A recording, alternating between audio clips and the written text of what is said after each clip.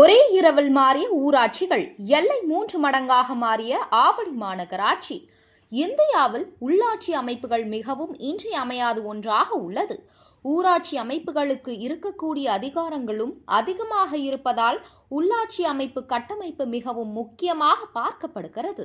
அந்த வகையில் தமிழ்நாடு அரசு மாநகராட்சி, நகராட்சி, புதிதாக தோற்றுவிக்கப்பட்ட நகராட்சிகள் மற்றும் மாநகராட்சியுடன் உள்ளாட்சி அமைப்புகளை இணைக்க உள்ளனர்.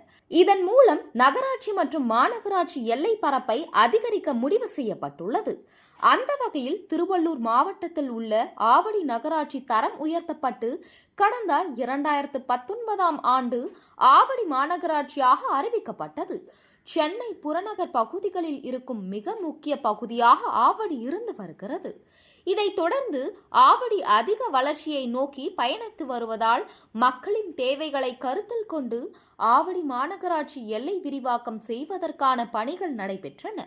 2022ஆம் ஆண்டு ஆவடி மாநகராட்சியில் நடைபெற்ற மாநகராட்சி தேர்தலில் திமுக கூட்டணி கட்சிகள் 43 வார்டுகளையும், அதிமுக 4 வார்டுகளையும் மற்றும் சுயேட்சையை 1 வார்டையும் கைப்பற்றியது.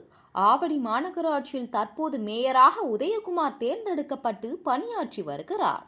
கடந்த 2019இல் உருவாக்கப்பட்ட ஆவடி மாநகராட்சியில் பூந்தமல்லி, திருவேற்காடு, திருநின்றவூர் ஆகிய 3 நகராட்சிகள் இணைக்கப்பட்டு உள்ளன. கருணாகரச்சேரி, நடுக்குத்தகை, நெமிலிச்சேரி, மோரை, பாலவேடு, வெள்ளானூர், ஐயப்பாக்கம், காட்டுப்பாக்கம், கண்ணம்பாளையம், சோராஞ்சேரி, பானவேடு தோட்டம், சென்னீர்குப்பம், நசரத்பேட்டை, பாரிவாக்கம், வரதராஜபுரம், அகரமேல், மேப்பூர் உட்பட 17 ஊராட்சிகள் இணைக்கப்படுகின்றன. இதன் வாயிலாக 65 சதுர கிலோமீட்டர் பரப்பளவு கொண்ட ஆவடி மாநகராட்சி 181.82 சதுர கிலோமீட்டர் பரப்பளவு கொண்டதாக விரிவாக்கப்படுகிறது. அதாவது ஏற்கனவே இருந்ததை விட 3 மடங்கு பரப்பளவு அதிகரிக்கப்படுகிறது.